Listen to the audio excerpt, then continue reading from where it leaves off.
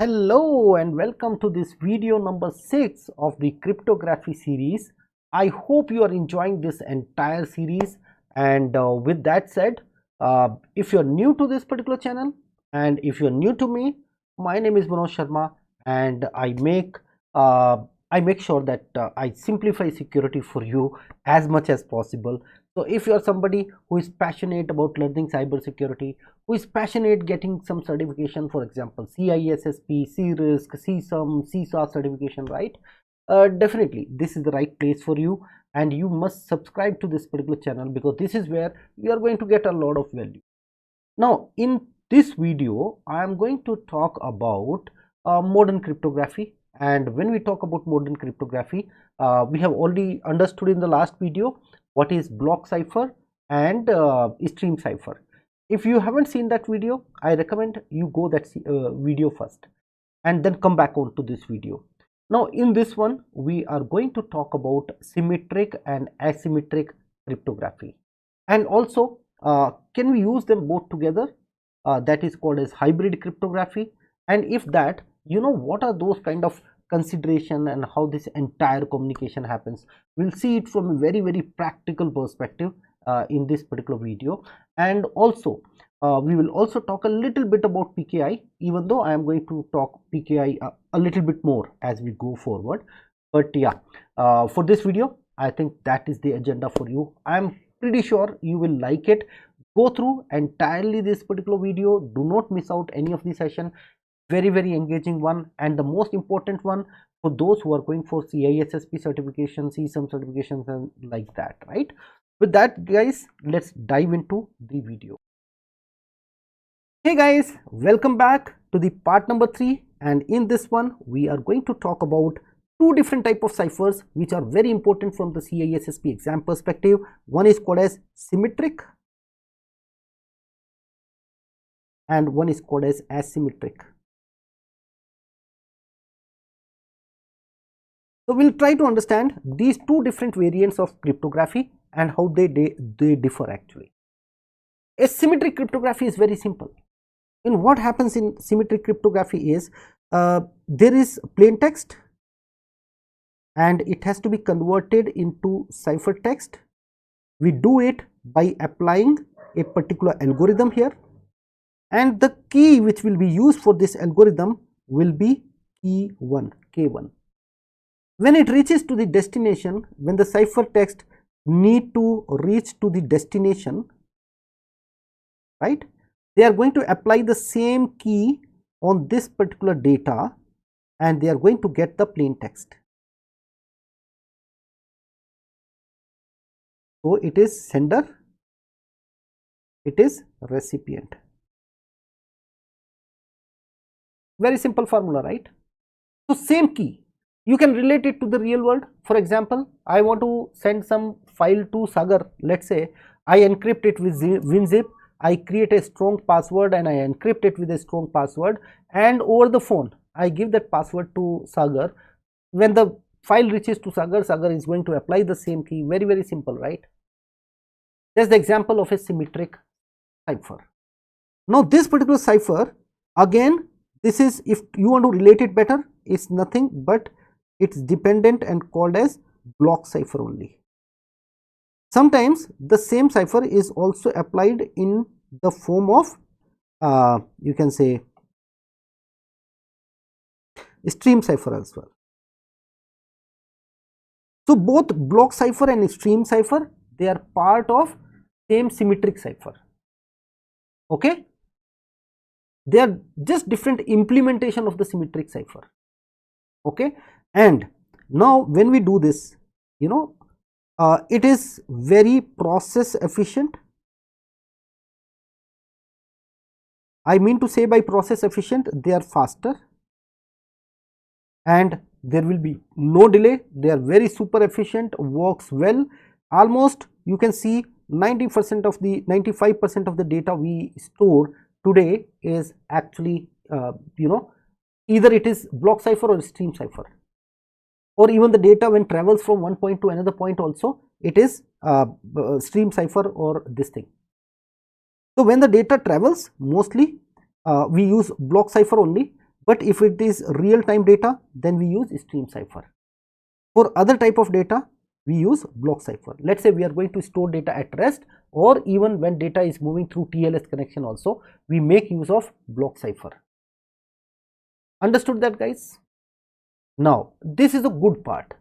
The problem with symmetric cipher is, let's say I gave you, right, I am sending a message to Sagar and Sagar need to know that key, and how I transmitted that particular key.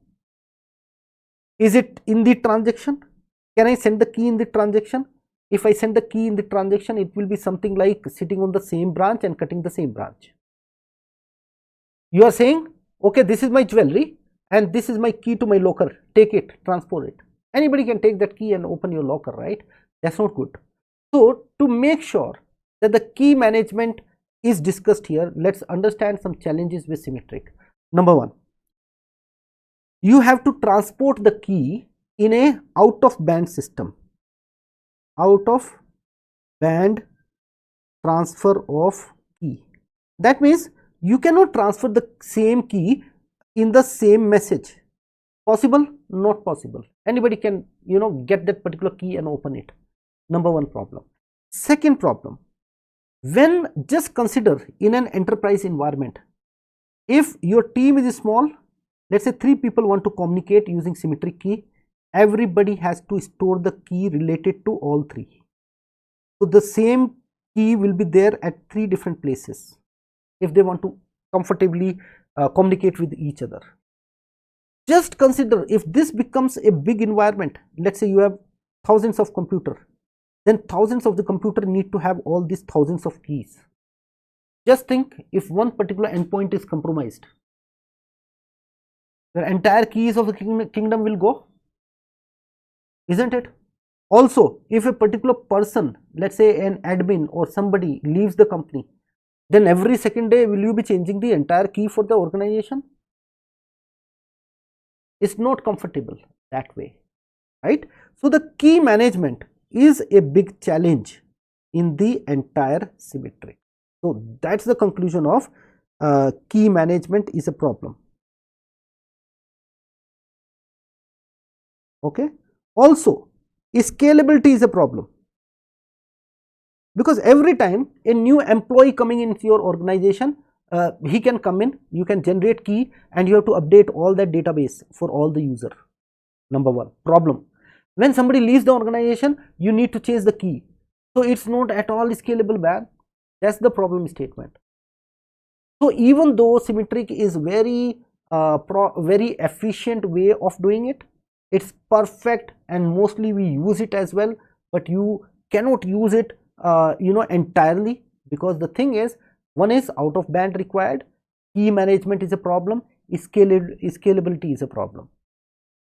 When this problem arises in front of the analyst and all those crypto analysis people, right, they started searching for some solution. So the first solution which came into picture was Diffie-Hellman. They wanted to make sure that they have a mechanism to transfer this particular key securely, right? Or there has to be some in the same transaction. If the same transaction, if live in the live time itself, if we are able to exchange the key, that's the best thing to have. Now to get this done, they tried exploring, and the first thing which came into picture was Diffie-Hellman. Now Diffie-Hellman is something like this, right? For example, there is system number 1 and there is system number 2. Okay, both of these people want to communicate and they want to establish a key, secure key between them. Just see here what happens. Let's say they take a number 13 into 7 is equal to 91. You all know, right? 13 into 7 is 91, right? Everybody has a strong mathematics. Okay. So there will be a pre-shared key with these people, and what will happen is, this number system, let's say this is client is sending 13 to the other side. This guy has 13 here, and he generates this 13 number as a big prime number, and he sent to system number 2. System number 2 will store it here. System number 2 will generate 7 as again a big prime number. and he will transmit to the other side. So 7 also will come here. Understood, guys?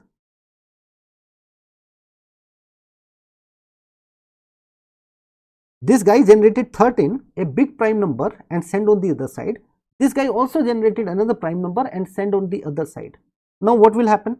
This guy has 13 and 7. He will multiply. What will be outcome? 91. This guy also have both 13 and 7. He will multiply and come out with 91. Don't you think he is established both the side? Do they need to transmit the entire key? This 91 is anytime traveling on the wire? Never, right? It was never transmitted on the wire. It was only 13 and 7 which transmitted on the wire, but never 91. So this way you are able to securely generate key. That is why Diffie-Hellman is called as a key generation protocol or key establishment protocol. It is not called as a key exchange protocol because key is not getting exchanged here. Key is being established at both the end. So this was the first secure asymmetric algorithm which came into picture when they tried to see, okay, can we do it live? And this was the first live system. It was so successful even today as well. In many open source software and all, where cost is a factor, we still use Diffie-Hellman, right? Now this was just the start. After this they started coming with some more. So that is where they came up with proper asymmetric cryptography. When they came up with symmetric cryptography, this is more about key exchange protocol. This is a key exchange mechanism, you can say. And how does this happen is, let me explain, by using asymmetric cryptography. Number one, what will happen is, when a particular asymmetric cryptography is used, there are two keys which are generated. One is called as public key, one is called as private key. One is called as public key, one is called as private key. Both these keys are mathematically interrelated.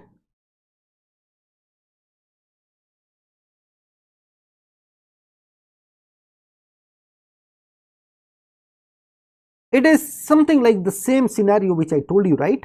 One key becomes 7, another key becomes 13. 91 we have broken into two factors. One factor is this, one factor is this, right? As the name suggests, public key is meant to be public. It is meant to be shared. Whoever want to communicate with me, I will share that key with them. So everybody has a key. If anybody want to reach out to me, I have a key. Just like I have a phone number. I have a phone number which anybody can reach out to me. It's public. I can give it to all those people who are in connection with me, right? I can share that number with them. So it's like your phone number, right? Just consider as your phone number, right? Let's say somebody want to give you a payment. Somebody want to transfer money to you over your phone. I am not sure tomorrow will that work in your region, but here in India, UPI payment and all of that is very famous. So for doing any payment, we'll just give the number to the other guy and they will transfer money to my phone number. That's all, as simple as that. So because I wanted to receive funds, so I shared my this thing. So in asymmetric, whenever you want to receive your email or something, you are going to share your public key, right? So that's one. Now when the particular data reaches to you, right, you have to decrypt it by using a secret key, or you can call it as a private key. You can call it as a private key. Guys, just give me a second. Okay guys, so what I was trying to tell you is, there has to be a secret key as well, which will be there with the particular person, right? Because it is very secret to you. You are not going to share it with anyone. The name itself is secret. So that is where your secret key will be there with you. Okay, secret key. This key will only be used when you want to decrypt data. So anybody who want to send you the data, they are going to use your public key, and they will use your public key to encrypt data, and they will encrypt by using your public key, and when this reaches to you, you are going to use your private key to decrypt it. Simple as that. It is the something which is encrypted by using public key can only be decrypted by using the private key. What I mean to say, if my private key is P1 and I encrypted something by using the P1, even myself cannot use P1 to decrypt it. एक बार commitment कर दिया तो commitment कर दिया. It cannot be reverted back, right? But if you want to decrypt the data, you have to use another pair of key to do it. This is called as asymmetric cryptography. Asymmetric cryptography is wonderful. It has changed the way we actually do the communication today, because this has enabled online key exchange. It has enabled online key exchange. When you want to in real time communicate with your bank, you want to communicate with your company, I am right now communicating with you over a Teams call. That means we have already exchanged that asymmetric key, and after asymmetric key exchange, we are able to establish a session key, and because of session key, we are able to all communicate in a very secure way. So this has changed the way we communicate completely, right? So that is what, right? Now, few pointers you must understand from exam perspective. Asymmetric is helping you to key exchange or key generation. The major use of asymmetric cryptography is to exchange the keys or to generate the keys. Why not for encrypting the entire data? Because it uses big prime numbers as public key and private key. So all that operation which is happening is much more complex, because they are very, very big prime numbers. And because of this, there's a lot of processing involved, and if we use it in real time, the cryptography is going to be like a tortoise. It is going to be very, very slow. It cannot be like a rabbit. If you want to be like a rabbit, make sure that you are using symmetric cryptography for faster results, and for key exchange, which is just a very small thing, right? Key is a very small thing, right? Very, very small key that you can exchange by using asymmetric cryptography. So this by using, right? So processing is slow, and for that very small data we have to encrypt by using asymmetric cryptography. This small data is nothing but your key, right? It's going to be your key. So when we make use of symmetric, okay, let me go to the next page. When we make use of symmetric cryptography for encrypting bulk data, okay, and also use asymmetric cryptography for transmitting the key, the entire approach is called as hybrid approach.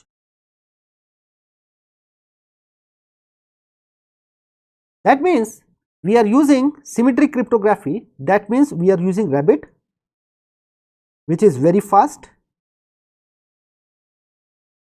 We are also using tortoise with a very small data. That means your key, because this is slow. We are not giving it much data, but at least key it can securely transmit. That is called as hybrid approach. In real world, just related to the real world. In real world, what happens is, when you communicate with your bank, your computer sends a client hello, and it says, bro, I want to use your services. Are you ready to give me your services? This particular server will say, okay, let me check your parameters, and if I can support you. Once it supports it, this server will say, yes, I can support you. This is called as server hello. And when the server sends hello, it also gives a digital certificate also to the client. the client will take out the public key which is embedded into the digital certificate, and it will generate a session key. It will generate a session key and encrypt by this particular public key to make sure this session key in a secure way get transmitted to the another server. Now this way, this guy also have the session key because he generated anyway secret key, so he know session key, and this guy also have the secret key now or session key now because it came encrypted to this. When the particular key came encrypted to this, he can use its own public key, because he can use his private key.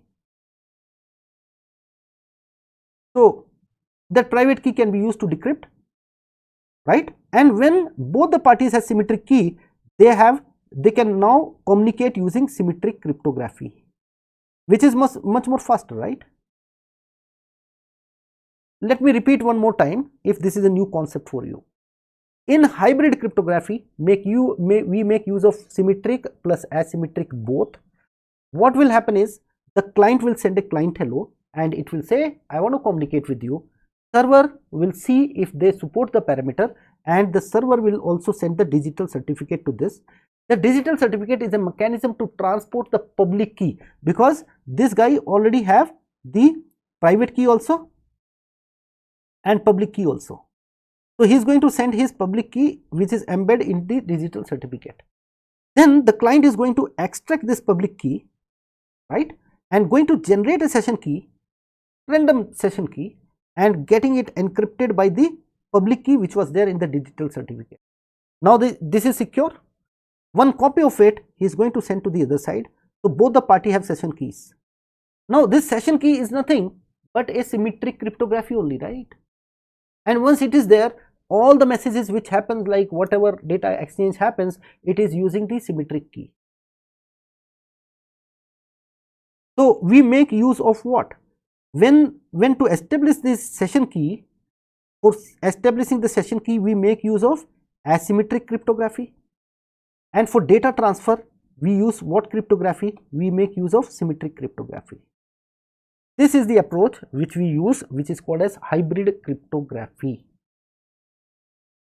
I hope you understand that. Okay guys, just to make sure we are able to rewind where we were. So we were talking about asymmetric cryptography. It is mainly used for key exchange or key establishment. In asymmetric cryptography, we are using two different keys which are mathematically related. One is called as public key, one is called as private key. Public key is for sending it to the public, sharing it in the open. Whenever somebody want to communicate with you, give them this particular key. At the same time, you have a secret key as well, which is there in your wallet, which you don't want to share with anyone, right? So you can consider public key like a phone number, and a private key like something very secret, your debit card number, something like that. And when you do this, right, you are able to achieve in the real time, you are able to achieve key exchange as well. Now asymmetric is great, and we have lot of benefits of this, because this thing has enabled in the real time key exchanges. You don't need to go with out of band key exchange. In the same transaction itself you can exchange the key. That's really great. Only problem is, because it make use of these particular keys, they are big prime numbers. So there is a lot of complex calculation which comes in between. So this becomes slow, and because this becomes slow, you cannot use it for bulk of the data. You cannot transmit bulk of the data encrypting using asymmetric. But what you can do, if you cannot do much, at least the key itself you can transmit using this. So in a hybrid approach, what we normally do is the bulk of the data is sent encrypted by symmetric key, and the asymmetric is used for only key exchange, and that is how we do. Then I told you how this entire communication will happen. When you communicate in the real time with the bank, you are going to say client hello, the server is going to send you a digital certificate, your system is going to pull up the public key in the digital certificate, going to establish a session key, encrypt it, send on the other side. Now both the side will have a session key which is called as a symmetric key, and then you start doing the transaction, not a problem. This is what happens. But is it so simple? Exchanging the public key is so simple. This guy, this server has used a certificate to do it. They have used this certificate to send on the other side. But this certificate, who will give this certificate? Is this certificate valid or not? How this guy can trust on this particular certificate if this is a fake certificate? It can also happen, right, that the certificate itself is fake. So how do we ascertain that these digital certificate, which is a key element, are always trustable, right? So this is where the concept of public key cryptography came in. Public key cryptography. You know what is public key cryptography? We call it as PKI. It is a mechanism, it is a infrastructure, right? PKI, sorry, we don't call it as cryptography because that is used for asymmetric. Let me term it as public key infrastructure. As the name suggests, it is an infrastructure, which means servers, application, companies, businesses, all those kind of stuff, which is used to manage public key. A infrastructure which is dedicatedly devoted for storing and managing public key securely is called as public key infrastructure. On internet, there are something called as root CA, root certificate authority. They are the topmost authority which says, okay, that a particular public key, if a particular public key is tagged with a particular digital certificate, that means they have taken the guarantee that this is a valid one. And on internet, you don't need to believe anyone.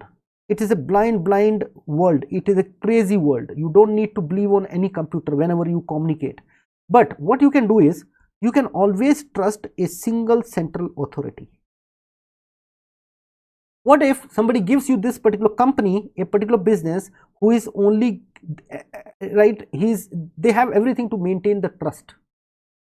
So trust maintenance is done by the root CA. Now this root CA is so critical that most of the time this is offline. Right now you will be surprised, man, certificate authority, it is offline, then how do we get the things done? So this root CA actually sign other CA, you can say certificates. They digitally sign the other CA certificates, and they are called as intermediate CA. Intermediate CA. Okay. Now when we say intermediate CA, right, they are the one which will take care of all the trust. Let's say Mr. X wants to communicate with a bank, and he recently opened a account in a particular bank. Now Mr. X is not going for net banking because he is worried that if I go to his website, my data may be stolen.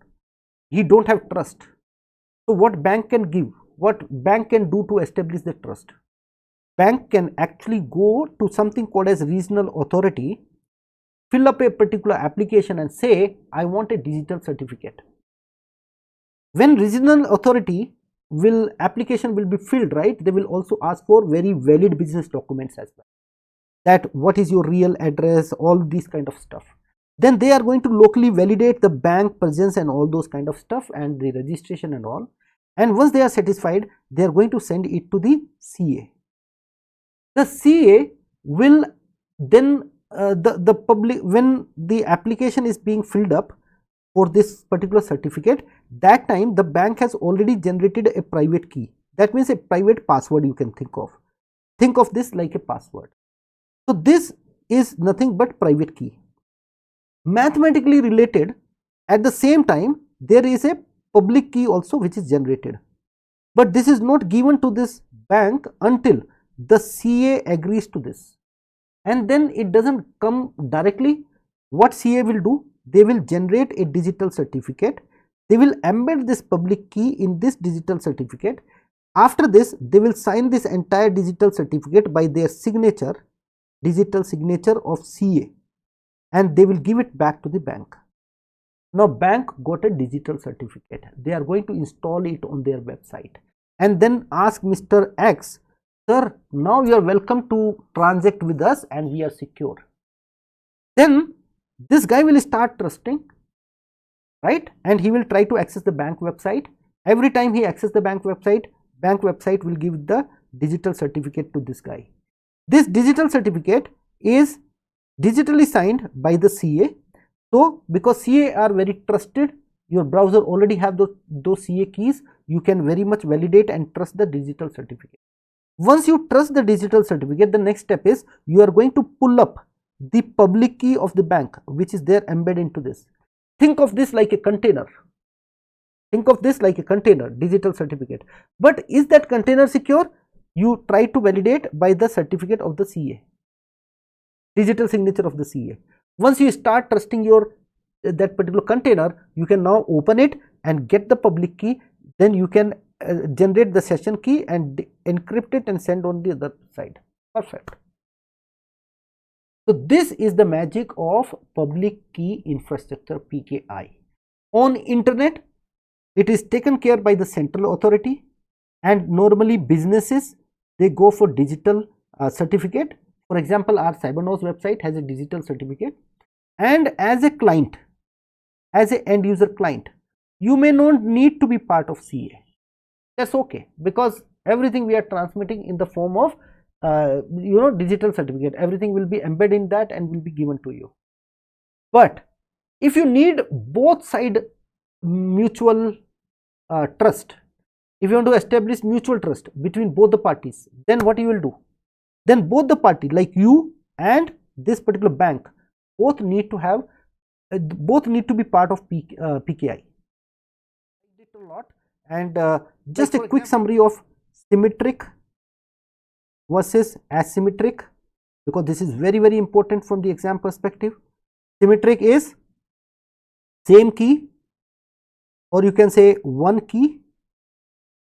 Here there are pair of key, there is a pair of key. Does that make sense?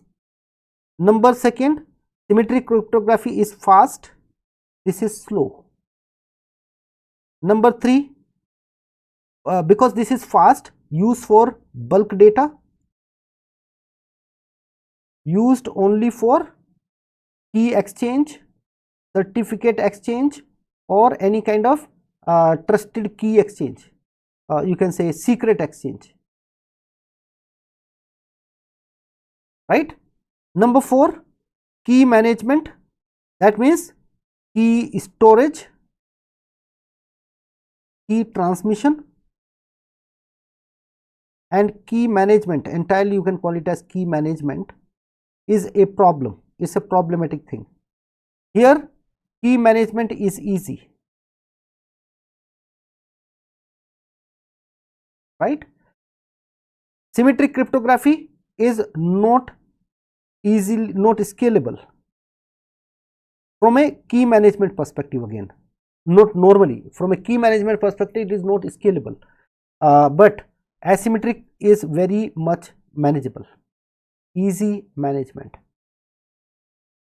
Just when you enroll a new guy or a particular device, just enroll him, his public key will be generated automatically, private key will be coming to this guy and enrolled. When somebody goes out, just remove that user, public and private key will get destroyed. So simple.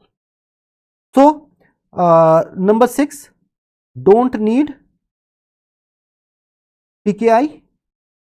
Here we need PKI. So these are the major differences between symmetric and asymmetric cryptography.